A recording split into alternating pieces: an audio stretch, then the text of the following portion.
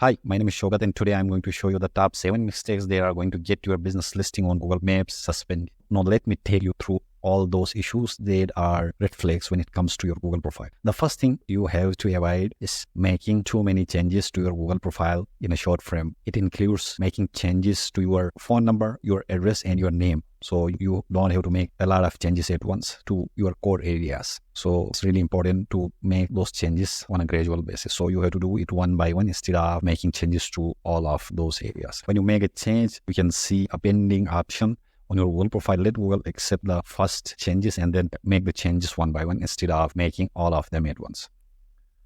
Now, the second issue that's really bad is getting too many reviews in a short time frame. Google knows that it's not normal to get a lot of reviews in a single day or within few hours. You have to keep getting organic reviews from your actual customers on a regular basis, and you don't have to actually get fake reviews for quick gains. It's not going to help, as Google is going to track down all of the fake reviews and can suspend your Google profile. So you have to actually get reviews from your actual customers. You have to find ways to encourage your customers to leave positive reviews on your Google profile. ACE is a top ranking factor, and when you get positive reviews on your Google profile, it's going to help rank your Google profile and your website higher in the searches. The other thing is to timely add responses to those reviews. And if you get a negative review, then there is a chance you can actually add your USP. You can say unique selling point in the negative review base. It's not possible to add them into your positive reviews, but when it comes to the negative reviews, you have a chance to define everything you do and what you are good at. You can explain that in a negative review response. It looks awkward, but this is how you can turn the customer mind with a response. You have to even provide responses to the positive reviews.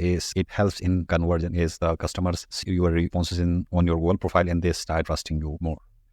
Next thing is using a wrong address with your Google Map page listing. Try to avoid PO boxes and virtual addresses. You can get your business profile verified by using a virtual address, but they are going to track that and can suspend your account. So you have to use an actual address where people can visit your business, and you have to make sure that you are using a street address, and you have to make sure that people visit your physical location. This is what Google wants. If you aren't dealing people in your physical location, then you have to hide your address on your Google profile. The next thing that's really bad is giving access to people that have a bad reputation. You have to grant access to only trusted employees and managers who are familiar with the bad practices. If you have to set clear permission for each user to prevent unauthorized changes to your profile. So you can add managers, and you have to tell them that you don't want to make changes to your core areas at once. Even if you want to make changes to the core areas, you have to tell the managers to update them one by one slowly. If you granted access to a person who has a bad reputation, like if they are the reason for suspension of many other people's Google profiles, then giving access to people like those might be the reason for your business profile suspension as well. The third thing when it comes to the poor access is to regularly monitor your profile for any unusual activity or changes. This is really important because once your profile goes down, then Google automatically de-ranks your website after some time, as Google profile is the proof that your business presence in a local area.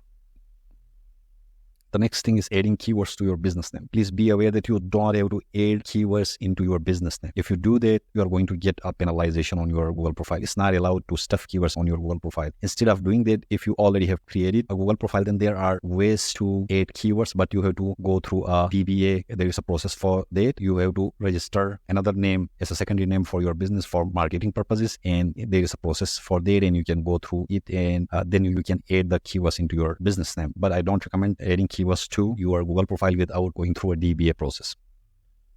The next thing is picking the wrong primary category. While this might not be the reason for a profile suspension, but this is something that slows down your growth on Google profile. If you select the wrong category, then you aren't going to get calls and sales from your Google profile. Is the main thing that you have to make sure that you have selected the right category and the secondary categories that are relevant to your business. So if you don't know how to select the right category, just go through your competitors, check their categories, and make sure that you are using the same categories on your profile.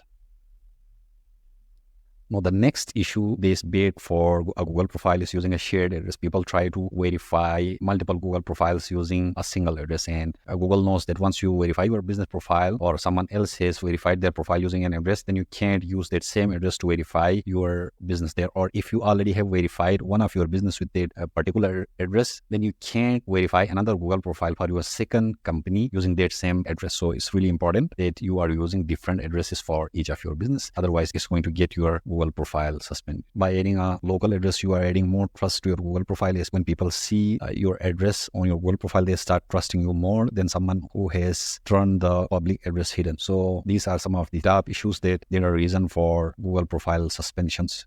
I hope this video helps. Let me know if you have any questions. Leave a comment and I'll get back to you as soon as possible. Thanks for watching.